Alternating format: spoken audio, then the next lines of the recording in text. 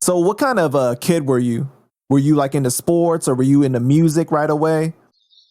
I mean, I was just a regular kid. I would say I was a good kid. They would say I was a bad kid. You know, my uncles used to teach me to curse. I would curse people out at a young age, but for the most part, I wasn't really a bad kid. I was just a kid, being a kid. You know, I think I was a good kid. You know, my mother said I was a pain in the. I was a bad kid. I was a pain in the ass, but I think I was a good kid.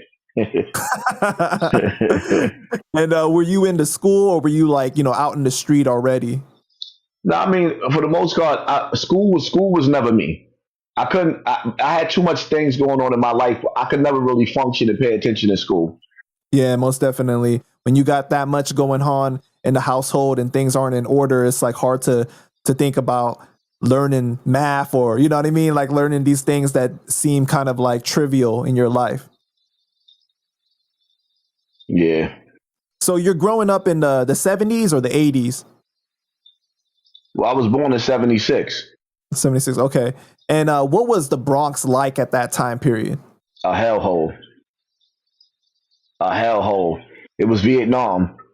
It was Vietnam. I mean, I grew up in the crack. I grew up in the midst of the dope era, going into the crack era. You know, I grew up in New York, where New York was like top three in the crime rate. The Alpo, Rich Porter era, when you turn on the TV and you seeing the little McDonald's box, they talk about the McDonald's box and Rich Porter's finger cut off, and you know, I mean, that era. I grew up in that era. I grew up in the era where the Jamaicans was wilding. You know, when you had different crews from Jamaica running around America, especially New York and Connecticut, and they was bugging. The Jamaicans was on it. You know what I mean? Like, honestly speaking, to really be honest with you, I think the streets of New York is pussy now compared to the era that I grew up in. I just think that, you know, the cameras done civilized it a little bit. Because if it wasn't for these cameras, New York was different. Yeah, because you can't get away with that much in New York anymore with the amount of cameras, right? So like you said, like back then, it's like, man, like people was getting away with bodies, all types of shit. Well, I mean, what people got to understand is, man, in today's time, dudes convict themselves because of the internet. But in my time, you know, we was liars. Right. You ask us if we had beef with somebody, we'd be like, nah, I ain't got no beef with him. And he end up dead the next night, and you'll never know who did it. In today's time, people want you to know everybody they got beef with. They want to broadcast it all over the internet. It's a totally different ball game.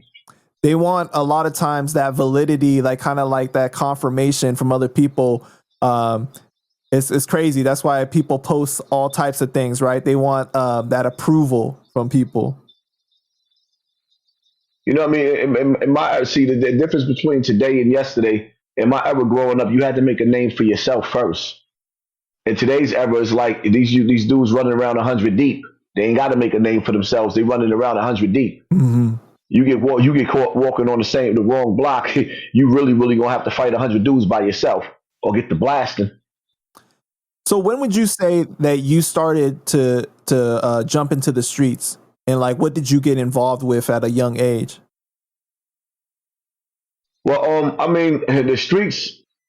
I would say about 15 years old is when I got full fledged. 15, 16 years, I'm full fledged in the street. I have no choice. And you out there robbing to eat, like, you know what I mean, selling work, or like what are you doing at that time? I was a stick up kid. Stick up kid. Okay.